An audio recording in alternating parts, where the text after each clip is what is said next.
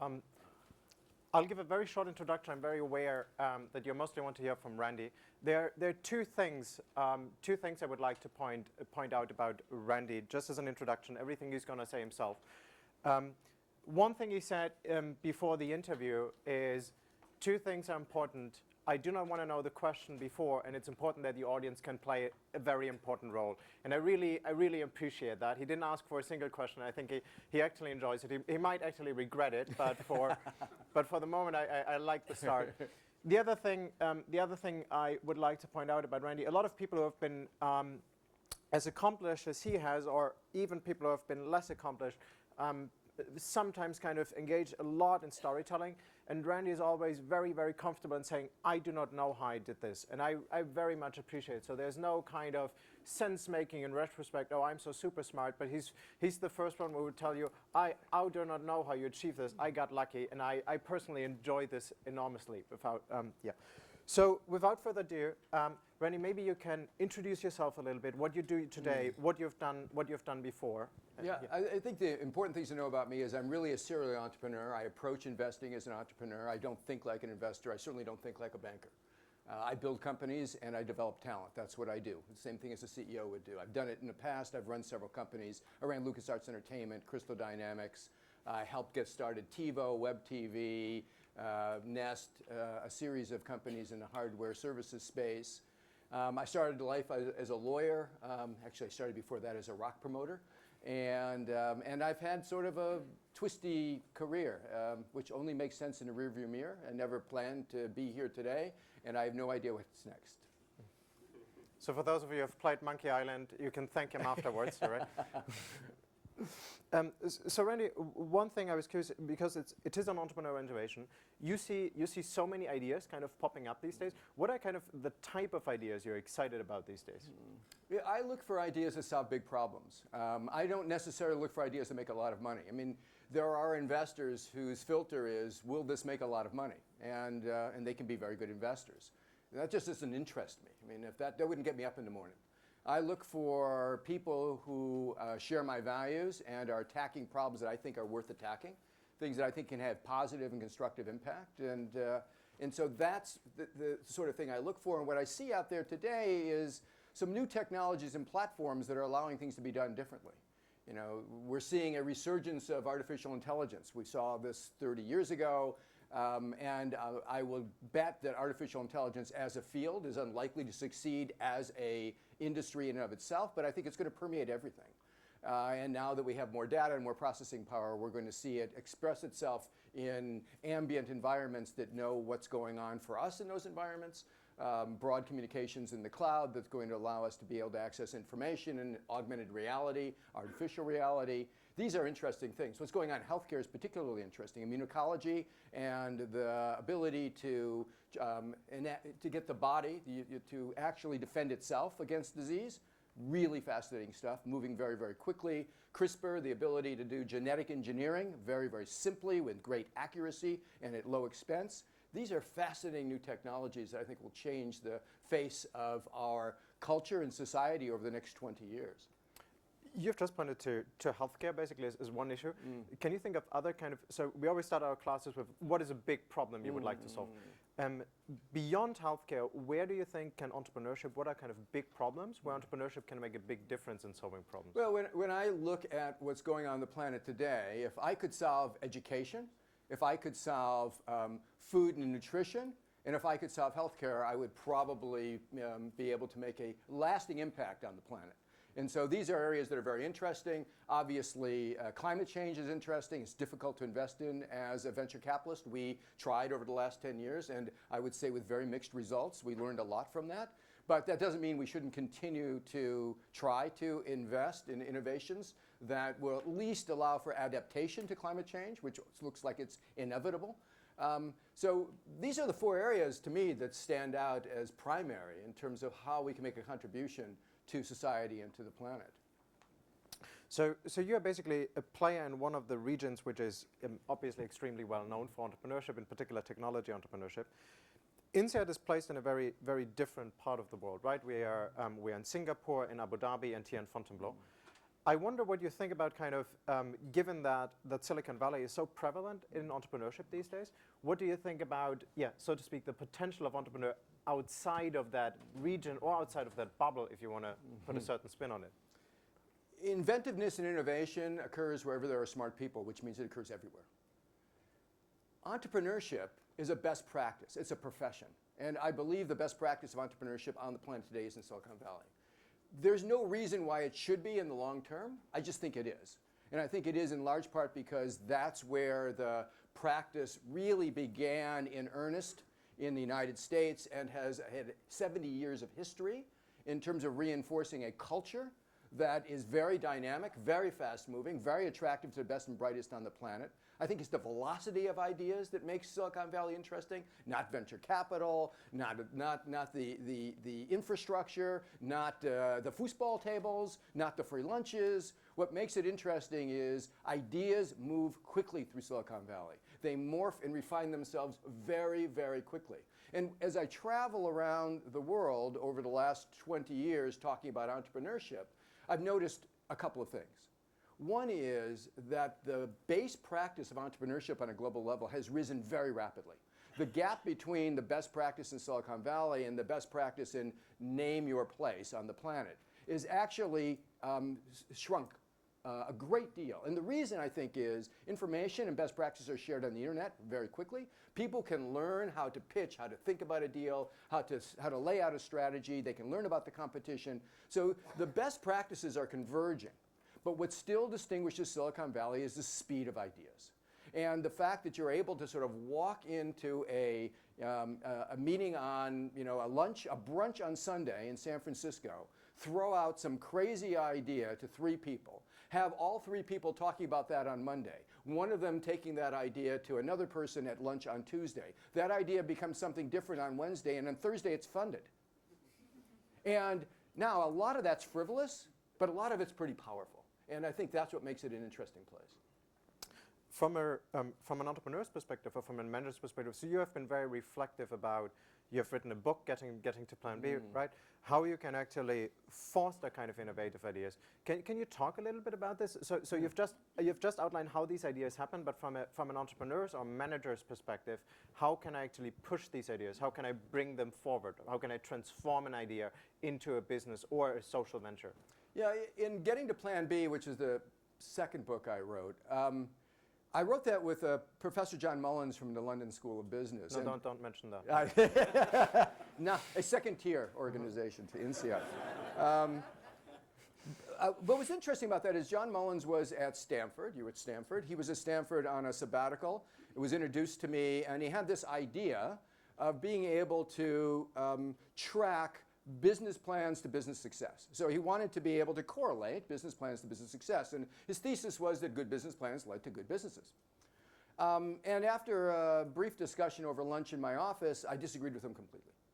I basically told him that I've never really seen a plan manifest itself in the success of a company, and most successful companies succeed with something other than the plan that they presented.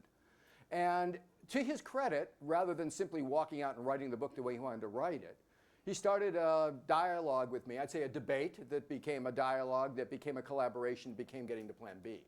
And Getting to Plan B was a way of beginning to think about a world in which if business plans fail, if business plans by their nature fail, and why shouldn't they? If you walk into my office with a fully fledged business plan for the next 5 years showing me the growth and success of your top line and profitability and your exit, and you don't have a product, you don't have a team, you've never been in a marketplace. If you're right, you're lucky, not smart. You don't have enough data to be smart. And I don't invest in luck. And so what I need then is to find people who can navigate to success with data as it comes in.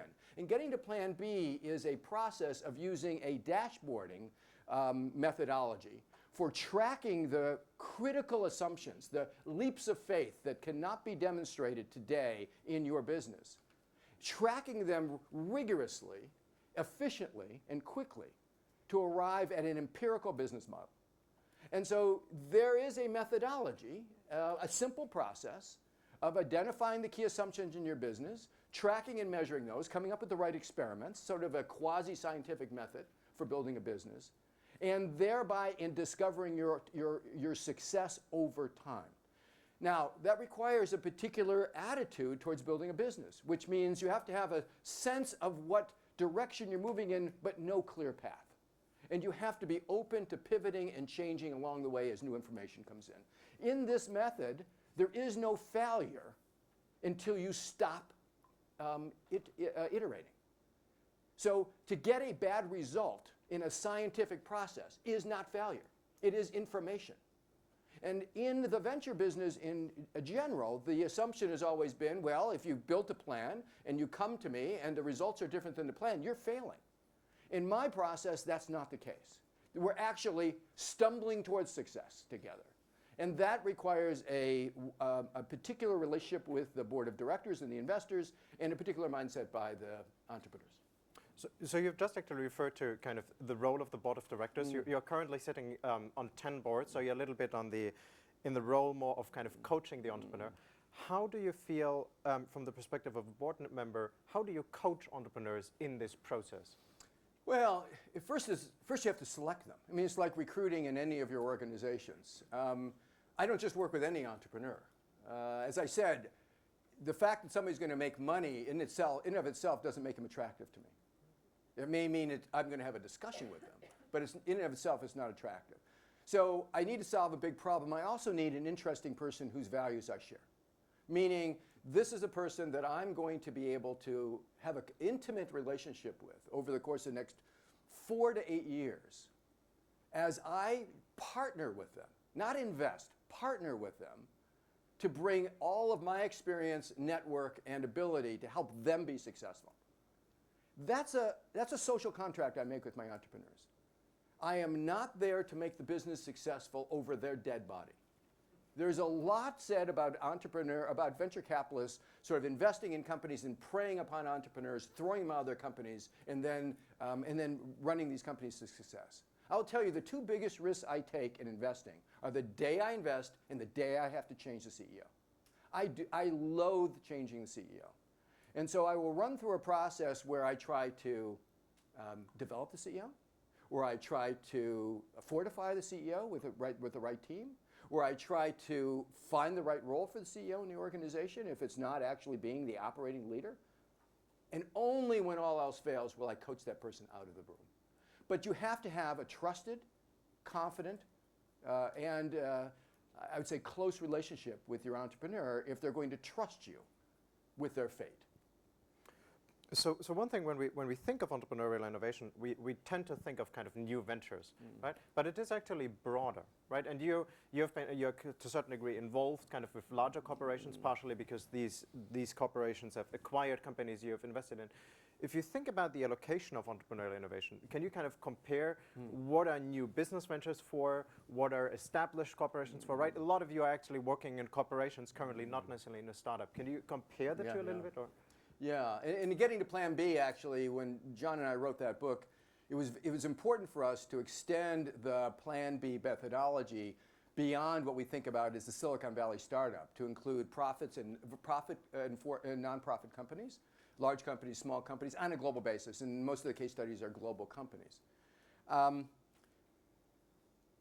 When we talk about innovation, I have to always be careful not to bring my Silicon Valley perspective into what innovation is. To me, innovation is, and I apologize for this term for the people I had dinner with last night, disruptive. Disruptive in the sense that it changes the landscape. It threatens usually a competitor who is not serving its customers well.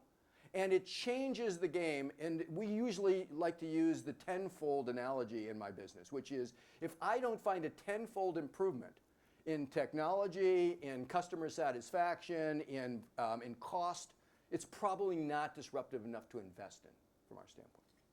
So incremental is not interesting, but incremental innovation is still important. It goes on all the time. Large companies who are often faulted for not being able to actually manage disruptive innovation are always innovating around customers and the customer feedback in order to stay competitive. But here's the issue. And when I talk to large companies, I always sort of pose this question. In your company, can you spend $50 million of company money and fail and still be promoted in your organization? Most large companies will look at me like I'm insane. But if you're going to be truly disruptive, you've got to be able to take that risk of failure at a very, very high rate. I mean, it's in my business, the majority of my investments will fail. The majority will fail. The economics of my business allow for a small number of companies to more than offset the losses that I take on the ones that fail. But this is innovation. It is change. It is going to someplace new. It is fraught with risk that is unknown and unknowable until I actually face it. Which is why the getting to plan B process isn't so important. Because if I don't know the future, I better have a solid process for being able to navigate it. So when I talk to large companies, oftentimes they're trying to build an innovative group inside their larger organization, and they're willing to give them capital freely. Usually there's two problems with this. One is the group is unmanaged. So for years, millions of dollars goes in and nothing comes out. And this creates a very bad taste in the organization around what innovation is. The second is, if it succeeds, it's too small to matter. So when I look at large companies, I always sort of say, look, large companies are pretty good at investing in what I think about as research. They're really good at scaling businesses that can make a significant difference to their investors, meaning it's large revenues, large profitability. And in between is the desert. In between is that area where it's going to take $50 million, $100 million, $200 million to build this small little idea into a business that's going to be meaningful to the shareholders. And if you've come out of a place like INSEAD and you're schooled in management, you're going to be loath to do that. And that's the role of venture capital. You had started out, so when we think of venture capital, we think like, oh, I get money from the venture capitalist. At the same time, you started out as, I'm not a banker. So you kind of make very explicit, this is not my role. Can you say a little bit more, why is it not just the money, so to speak, you provide? What do I get from a venture capitalist beyond the money? Well, first of all, in a place like Silicon Valley, and this is a luxury, but in a place like Silicon Valley, capital is not a problem. There's plenty of capital. So you have to differentiate yourself. So from a competitive standpoint, it's important to provide something else. But more significantly, I think if you're going to be effective in this job, and I have young people coming to me all the time, straight out of business school, saying, I want to be a venture capitalist. And I must say, I look at them and go, why? Why? Why don't you do something? Why don't you run something? Why don't you build an organization? Why don't you ship a product? And they seem to think it's sort of sexy to go around opining on other people's businesses, sitting on their boards and firing them. I personally got to where I got to today by being an entrepreneur because I loved being an entrepreneur. And the reason I'm a venture capitalist today is because I have a difficult time focusing my attention. So I want to do many things. And as a CEO and entrepreneur, I could only do one thing at a time. I do them serially. Now I can be polyamorous, right? And so that's why I'm a venture capitalist. But the reality is that if you're going to be an effective venture capitalist, you've got to bring something more to the table than your money. If companies need to find success through experience, you better be able to add something to that experience. And I always tell my entrepreneurs, never take an investment from somebody who hasn't had to make payroll. Because if they haven't had to make payroll, they will never empathize with what you need to do and the difficulty of the decisions you're making. And so I believe that it's the experience of being an entrepreneur, the experience of being a manager, the experience of building companies, the experience of failing, which I have done many times, that makes me a better venture capitalist. So we all kind of know we need to be able to deal with failing, but when you actually encounter it, I'm very experienced in this, it's actually kind of hard. Yeah. So from an investor's perspective, as well as an entrepreneur's perspective, How do you deal with that? So how do you become tolerant of it? How do you deal with the failure when it occurs? Failure never feels good. And I will tell you right now, it should not be your intention to fail. Because a lot of people... Let me take a note here. You'll be surprised, though. You'd be surprised. I mean, so I was the godfather of failure in Silicon Valley. Around 2000, after my first book came out, about 2001, 2002, I was the only person in Silicon Valley who would talk about failure, especially in the venture capital community, because they were all so nervous. I mean, they were the oracles of the future. How could they be, admitting to be wrong occasionally was something that they just couldn't do. And yet I saw failure all around me, and I saw a process by which you could turn failure into success, and that, to me, was the alchemy of Silicon Valley. So I spoke out on failure, and suddenly now, frankly, in the last 4 or 5 years, go Google failure in technology, and you'll see TED Talks on failure. And the reason, I think, is that we've birthed a lot of entrepreneurs in Silicon Valley, and we have a lot of failure. And people are trying to justify what that failure means. They're trying to make sense of what that failure means. I think in Silicon Valley, there's I understand this not to be true, but there's a folklore that Eskimos have 32 words for snow, different kinds of snow, dry, wet, etc. In Silicon Valley, you have to redefine failure. Silicon Valley talks about failure differently. And I believe failure is when you stop trying. When you stop learning, you fail. If you are getting negative results from which you are learning and refining, and you still have a breath left in your company, you have not failed yet. And so the idea of failure, to me, has more to do with the effort, the integrity, the purpose, and less to do with the results on any single occasion than you might think if you were to measure failure against plan or expectation. I would love to open it up to the audience. I'm not sure about the logistics. We pass the microphone around, or? Okay. So if any of you have questions, Randy's is yours. Let's wait with the questions until we have microphones because of the recording.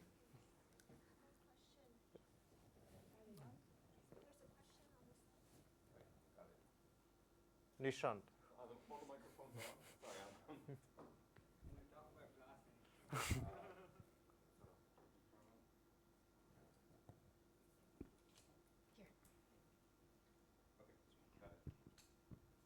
so my question is more on the areas that you're really interested in. And you say on one side immunology and healthcare is one of the sectors that is going to really take off. On the other side it's AI. And so it's it's the big elephant in the room, which is going to fail because we can't really have super long lives and have nothing to do. So how do you see this play out? Yeah. How are you seeing AI, and what kind of role do you see, if there is, for regulation in there?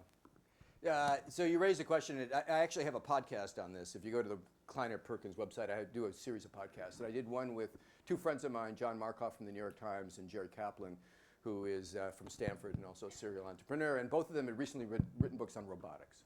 And so the discussion was the ethics and social morality of robotics. We're getting closer and closer and closer to having robotics be more ubiquitous in our lives. That doesn't mean we're going to have robotic butlers. It does mean that we'll probably have sense-aware and responsive environments. It does mean that we will begin to see a lot of mundane tasks performed by robotic technologies. And the question I think we need to ask ourselves as a society is, what does that mean for work and purpose and meaning in people's lives? In the 1960s in the United States, there was this utopian vision that by the 1990s, there would be a plethora of robots that would allow people to have infinite leisure time. Well, the problem with infinite leisure time is it's also infinite unemployment. And unless you start to come up with social structures that can begin to sustain your society and keep from the striation of society, you're going to end up with bread and circuses like the Romans did in order to try to sustain your culture. in the face of technology. Now, that all being said, I believe that there's no stopping the technology. There never is stopping the technology. The idea that we can ever take technology and put it back in a bottle, we've never seen that happen. Good technologies find their way into the marketplace. Bad technologies often find their way in the marketplace. And as a society, it's our job to regulate and to manage the impact of those things. And if we do know that some of these technologies are going to be, to dislocate what we think about as piecework and rote work in the marketplace, minimum wage work, then we better start to put in place the social policies and economic policies to dampen that sort of impact. So I think there's a tax on technology, and that tax on technology is what we need to do to make that technology successful without it bearing too much cost on one part of society or another. So I think it's an issue that we need to get ahead of now. We need to anticipate now. I don't think it's cataclysmic. I don't think these machines are going to be so smart that they're going to turn on us tomorrow. There's been, I think, Stephen Hawking and Elon Musk and others have written these letters and opinion pieces about how dire this is. I think that's kind of silly today. I think that, frankly, if, and I've told this to reporters at the New York Times recently, I think that if we find that AI starts to mimic human intelligence in the near future, the surprise isn't that AI is really smart, but that people are really dumb, right? Because I think that there are strict limitations to what AI can do in this environment. It's powerful, but it's not a replacement.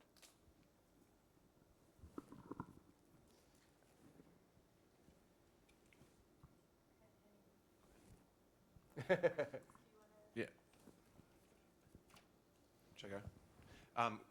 Thank you very much for the talk. I had a quick question about sort of failure, and two-part question. First of all, what would you say is what are the preconditions necessary for failure? Like, what are the most important things? For example, is it education which needs to change, or is it, for example, like the existence of serial entrepreneurs or entrepreneurs who've succeeded, who've seen and are able to tolerate failure, and you can fund that, such as the PayPal mafias you've seen in Silicon Valley, or is it something else? And then second of all, the second question is, where in the world have you seen this sort of tolerance or this ecosystem been able to develop similar to Silicon Valley? Where else would you see that? Where would you say it could exist in the future?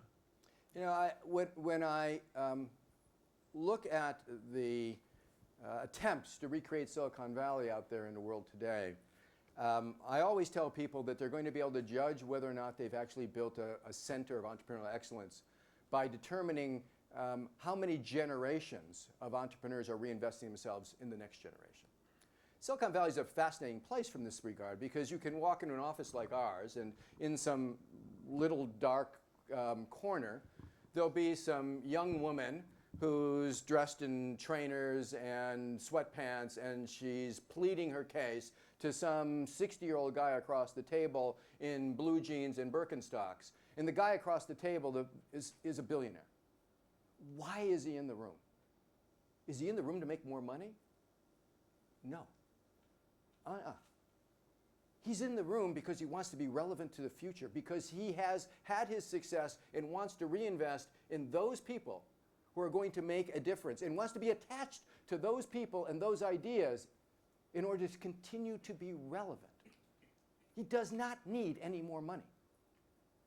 And so it's important for any center of entrepreneurship to have that culture, to have a culture where you don't simply make it rich on your startup and move to the south of France, where in fact you reinvest yourself in other generations. Why? Because you want to be part of what they're doing in some small way.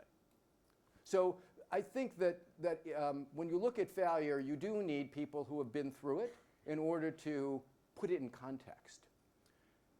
In terms of what cultures I see today that are most similar to Silicon Valley, clearly there are two significant hubs on the planet, I think, today outside of Silicon Valley of entrepreneurial excellence. One is Scandinavia. We're certainly seeing that. It's small, It's limited today largely by areas of focus and also by population, but it's dynamic. And we've seen the power of that. The other is China. And I will say that the Chinese remind me much more of the Americans than the Scandinavians do in the way they approach entrepreneurship. There is a fierceness to the way in which they attack entrepreneurship.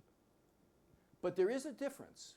And the difference that I see is this generation of Chinese entrepreneurs does not have long-term vision because they've not grown up in an environment where they have long-term confidence.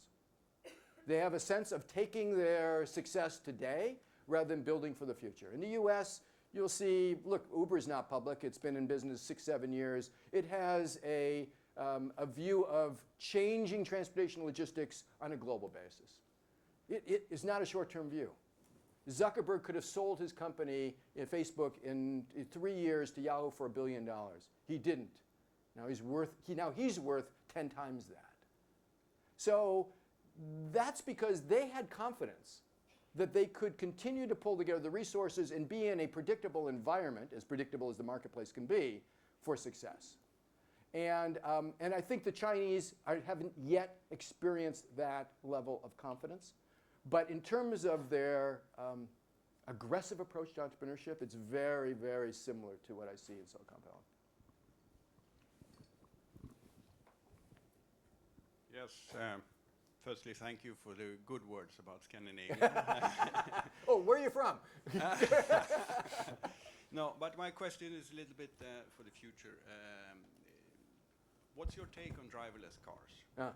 I see some of the really big US companies, obviously Google since many years, Uber, and so on, moving in that direction. Also has an impact on climate if it's successful. Somebody said that private cars are used about 5% of the time. So obviously there are lots of efficiencies in that. Yeah. So when I first heard about driverless cars, I was incredibly skeptical. I thought it was one of those Google crazy ideas that somebody came up with on 20% of their time, and suddenly it was in the news and it would die away. My friends took it seriously, and so I, of course, had to take it seriously, and I learned more about it. And I'll give you the punchline.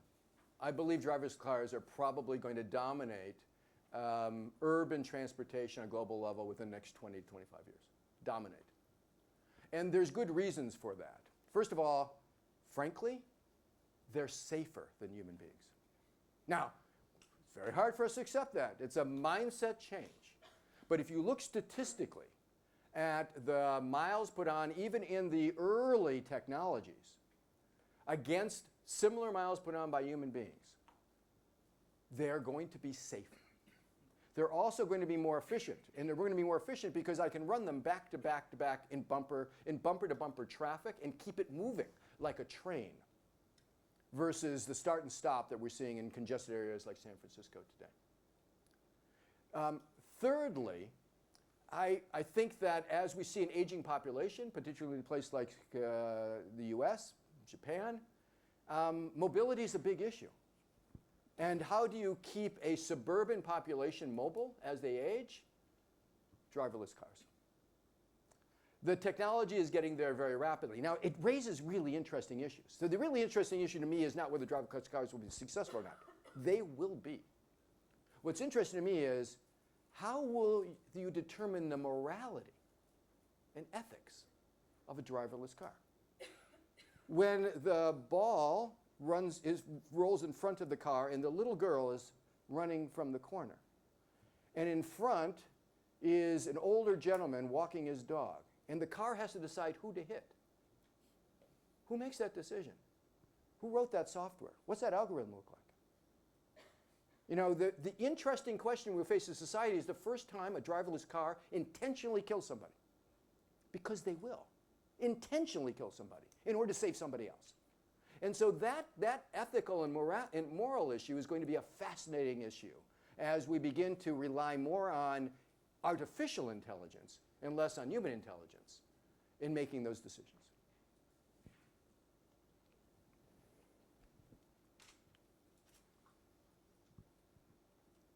Can I ask a question while the mic is coming down Sure.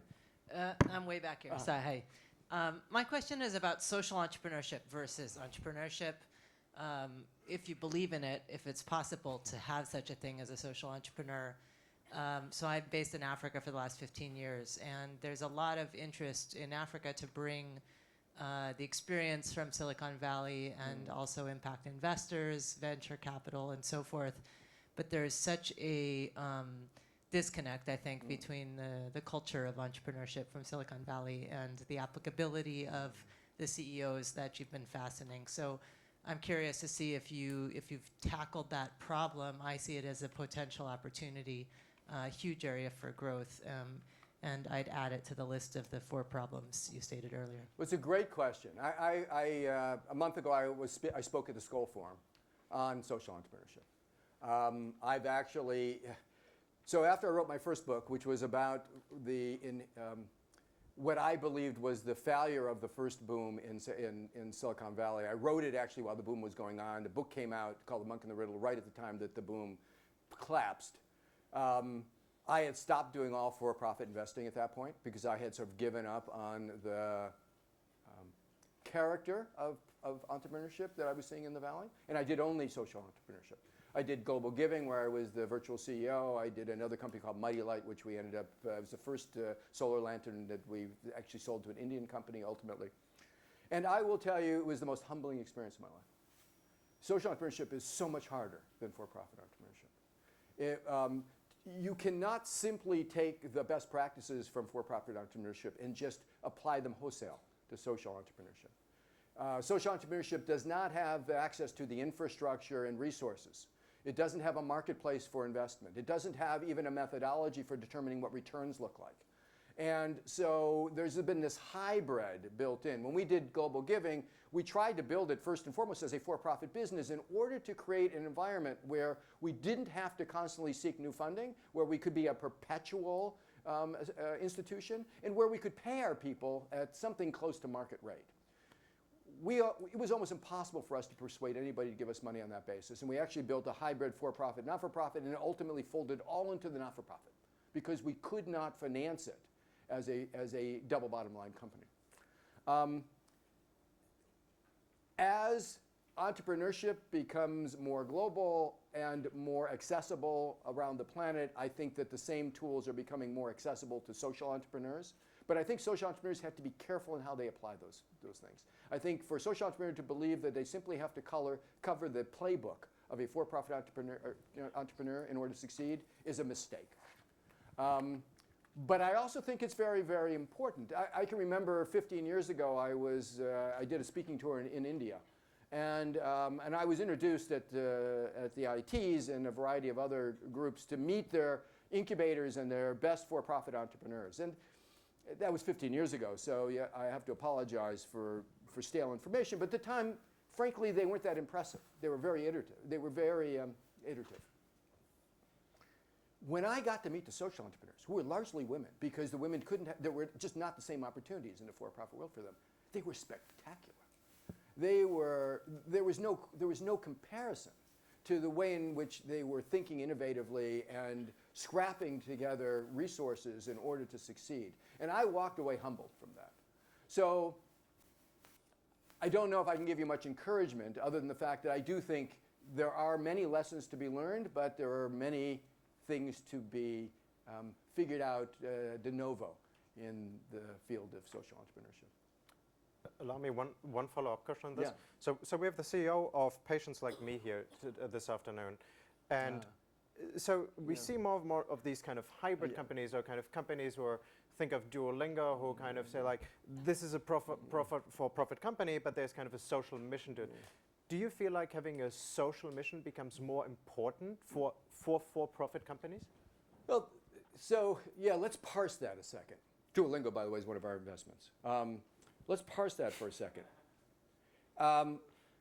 First of all, when I was a young man, when I was a young communist, becoming a socialist and later a capitalist, largely through experience, and I still haven't settled to where I'm going to be, I came away with a sense that for me, growing up on the East Coast in North America, business was not interesting to me. You know, as I've explained to you, making money is a first derivative, not the purpose of what I do. And so the idea that I was going to work in a large, well-established industry, name it, in the United States, and build my career that way, was not interesting to me, in large part because I saw these industries, mature industries, as extracting value, not creating value. Extracting value from each other rather than creating value for customers and creating new value in innovation. And then I saw these two long-haired guys on the cover of Time, I think it was Time magazine, could have been Newsweek, and it was Jobs and Wozniak, and they were my age, and they were in California, and they were on the cover of Newsweek, and they built this business, and I thought, I'm going west. And I picked up and I went west. And one of the big reasons I went west was businesses there were not extracting value, they were accreting value. They were creating and innovating. Don't get me wrong. They mature, they fight for market share, they become ruthless, they lose their way. I'm not arguing they don't. But at the stage at which I get to work with them, they are newborn babies. They are pure.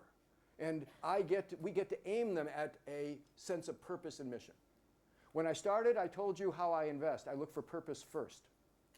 I think that I have only invested in companies. I think, you could argue with me, you could look at my portfolio, I think I've only invested in companies I believe have social positive value. And I do it in a for-profit way because I couldn't figure out as a young man how to do it as a communist or socialist.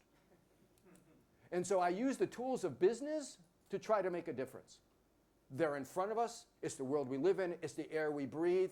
Let's figure out how to use it. And that's what I do. Yeah, thanks. So let's talk about social value, in fact. So when you look at IoTs and artificial intelligence and personal data, do you think that the European view on social values and privacy is hindering us from entering the coming age where we're going to be mapping every single bit of atoms that make us all? It's a good question. And I know in your business you're working in AI, so that's probably a very important issue for you.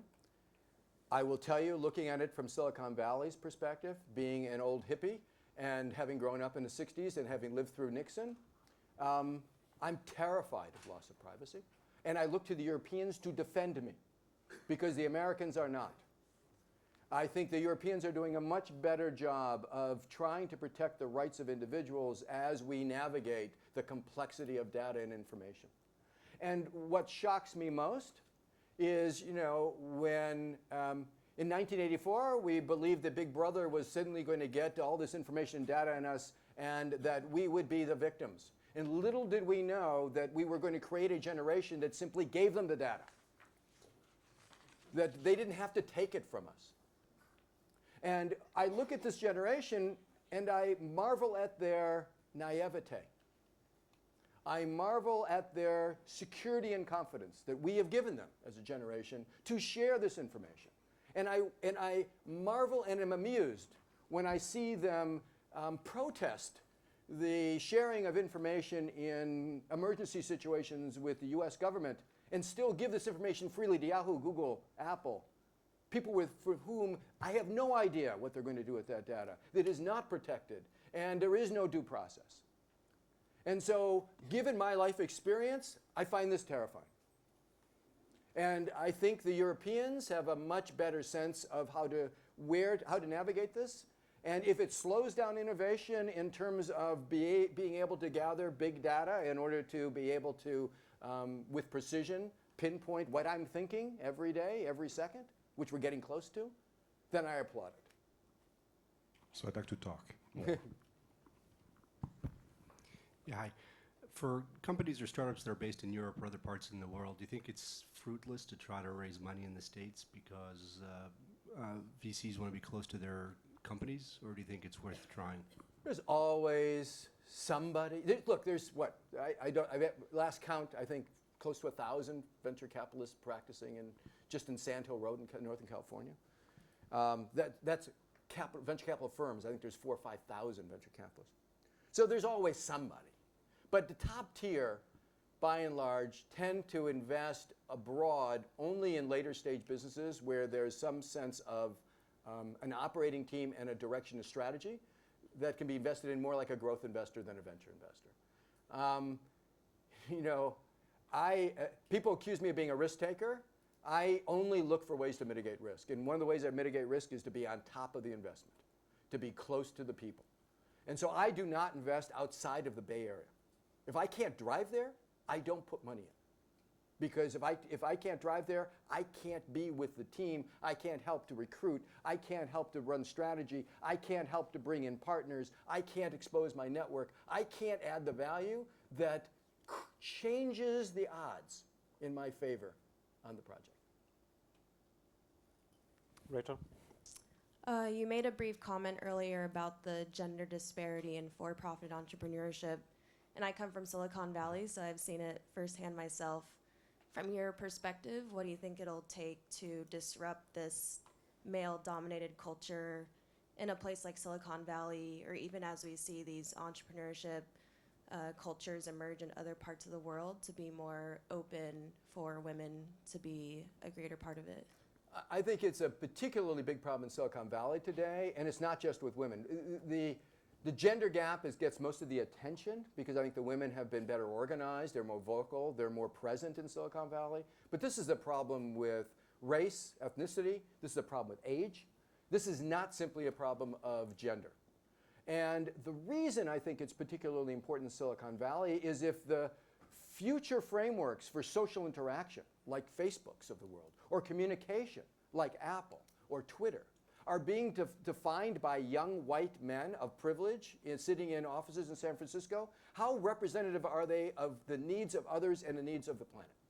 So the reason I look at it is not simply because there's an issue of fairness, and there is, and not simply because there's an issue of economics, which is how can I exclude some of the best and brightest people because of gender or race and hope to succeed and compete.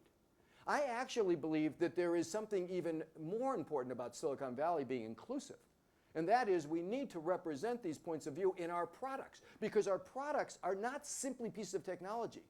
You know, as I talked about the driverless car deciding to hit the little girl or to hit the guy with the dog, this is not a matter of technology. This is a matter of perspective that gets put into the technology that comes from a person. Who is that person? Is that person a person of color? Is that person somebody who grew up in Latin America? Is that person a woman? Is that person going to have a different point of view depending upon what their background experience is? Yes. And we need to have that represented. I think that in Silicon Valley, you know, there's a chicken-egg problem, which is show me more STEM educated women, you know, science, technology, engineering, mathematics. Show me more, and I will create opportunities for them. And then, of course, you say, well, without those role models, there aren't women coming through STEM. We can't simply rely on that as an excuse.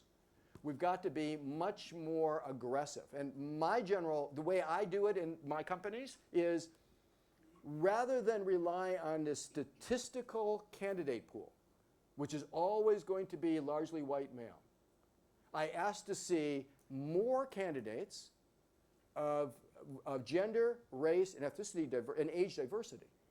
More candidates in those categories. I will still choose the best one, and it may be the white male. But I will not limit myself to the candidate pool that represents the existing statistics, because to do that is to perpetuate the problem. Thanks, Randy. I come from Silicon Valley as well, and of course, as you know, all the ideas that are being funded are larger than life. And the two technologies that I was curious about were autonomous flight, which is what Jurvetson and everyone else is, crying is the safest mode of transportation. Is it going to take off? Or regulations, is it going to be part of our lifetime, or is it the next? And the second thing is Hyperloop. What's your take on it becoming a global phenomenon? I cannot predict the future. And my business actually isn't predicting the future as much as people think that's what we do. I think the Hyperloop is only relevant because Elon Musk put his name on the darn thing. I mean, frankly, the idea that I've taken essentially a bullet train and put it into a tube is not necessarily particularly interesting technology. And it's certainly not that executable. Nevertheless, it will continue to get attention and funding because of, Elon Musk. You don't bet against Elon Musk, right? You just don't bet against him. On autonomous flight, sure. I mean, we have autonomous flight. I mean, I think I saw the statistics on a transcontinental flight on a Boeing plane today. The pilots actually pilot the plane for 6 minutes. On an Airbus, it's 5. We have autonomous flight today. The real question is, as a society, how comfortable are we with nobody in the cockpit? Different question. Thank you, Randy. My question is more on the human aspect. You mentioned a couple of times that the values of the entrepreneurs are very important for you if you're going to be working with them for a number of years. So what are the key values that you're looking for? And one additional question, there are only a few startups that become successful. So did you identify any commonalities in the values and the leadership styles, the character of the management team, and what were those? Yeah, let me start with the last one first. I wish there was commonality. It would make it a lot easier. I think there are many such styles that can succeed. I think the issue, you can have a very harsh and aggressive style, a la Oracle. You can have a very egalitarian style, a la Google. You can have a very free-flowing style, a la Facebook. And they can all succeed. I think the real issue is, do they have a consistent culture that creates the right expectations, attracts the right people who can be successful in that environment, and do they live their culture? And so I don't think there's a definitive style of success. I would, when I used to teach at Stanford and I would talk about this, the students would look at me and go, well, great, you're telling me I don't have to be a good person in order to succeed, so maybe I can be a bad person. I said, that's one way to look at it. Another way to look at it is, you can be a good person to succeed, right? So why not? And so I do believe that it is quite possible to succeed with many styles. This is where values come into play. What do I look for in values? I look for a sense of purpose and mission that's beyond the bottom line. Somebody coming to me just to make money is not going to interest me. As I said, that's the first derivative. I think the thing that people have always had difficulty, even in the United States, understanding about Silicon Valley, is it's not the money. It's never been the money. And you say, oh, well, shit, there's these billionaires and multi-billionaires and multi-billionaires. It's got to be about the money. The money follows success. Success has a sense of purpose and mission attached to it. That's what makes Silicon Valley entrepreneurs special. They are dedicated and committed to accomplishing something, to changing something, to solving some problem. And from that comes riches and fame. But they don't put the riches and fame first and go, now what problem can I solve in order to be rich? That's not the Silicon Valley way of thinking. That has not led to the most, I think, influential entrepreneurs in Silicon Valley.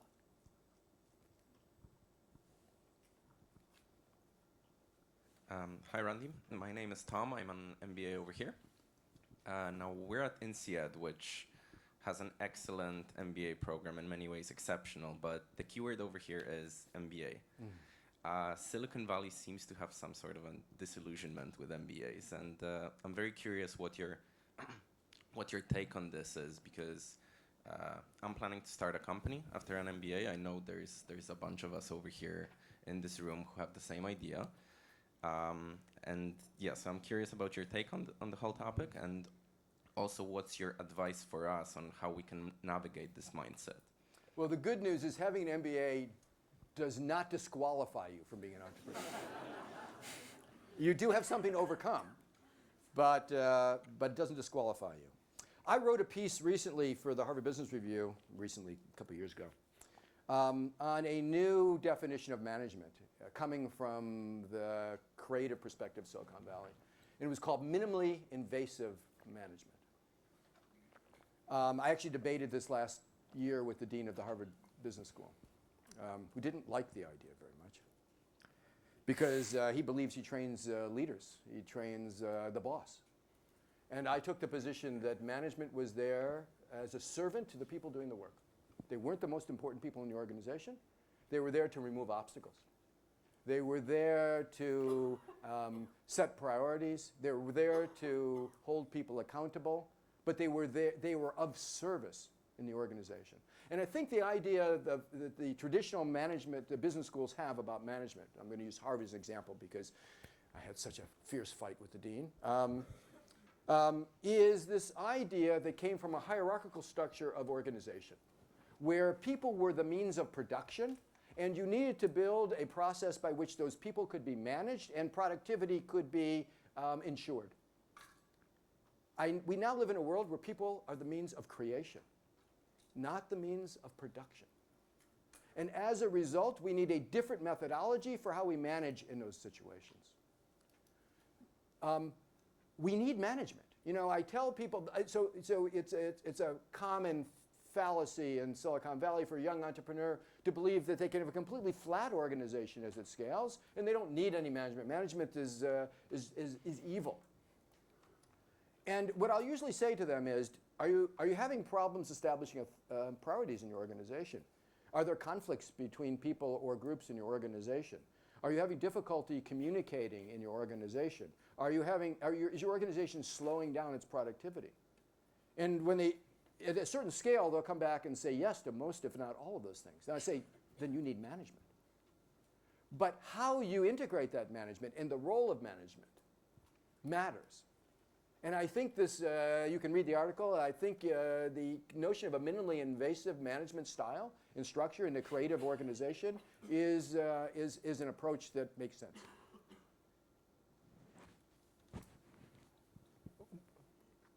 We have time for one more question. Hi, Randy. I saw that you have a law background. And on the horizon, I see a very interesting new technology that has relevance for law. It is called blockchain. I'm heading blockchain activities in Allianz Group. So I would like to know your view on the technology, its potential, etc. So about 3 years ago, we started to see a lot of Bitcoin companies in Silicon Valley. And people like Andreessen Horowitz and others became very bullish on this marketplace. And I kept looking at these companies as they marched through my organization, and I kept looking for the technology and or service value that they were bringing. And it seemed to me that these were all currency speculators, pretending that they were running businesses. That all they really cared about was the asset value of the Bitcoin on their balance sheet and how to figure out how to make that more valuable by making the acceptance of Bitcoin more applicable, and therefore winning because of both the company balance sheet but also their own personal investments. And so we did none of those investments. We invested in no Bitcoin companies because I didn't want to take the currency risk. But as I talked to these companies, I began to realize there was a gem inside Bitcoin. And the gem was blockchain. And blockchain is essentially the ledger, technology ledger, that operates behind the Bitcoin that allows you to actually have trust and confidence in the transaction. The way I think about the blockchain is the technological way to establish trust in an anonymous global digital world. And we need a substitute for trust if you don't know the individual on the other side of the transaction or the other side of the communication or whatever, your counterpart. So the blockchain was very interesting to me, and I continue to look for blockchain companies. And last year I invested in my first blockchain company, which is a company using blockchain to replace SWIFT, which is a banking technology for moving currencies cross-border. And the idea was that small businesses could operate like big businesses without treasury, but nevertheless using the blockchain for low cost, high confidence, very, very visible and transparent transactions. We continue to look at blockchain. I think blockchain is going to be very important because we need a substitute for trust, and the best substitute for trust we can see is blockchain. So when you think about Bitcoin, don't think about Bitcoin just as a currency. Think about Bitcoin sitting on top of something that is very, very valuable, that we're going to see many applications for, and that is the blockchain ledger. Randy, we could continue this obviously for hours. It's 10:15. I would like, in the name of everyone, I would like to thank you. This was a great pleasure. You're going to be around for the day. Yes. So there's going to be more exchange for interaction over coffee and so on. Thank you so much. Oh, my pleasure. Thank you.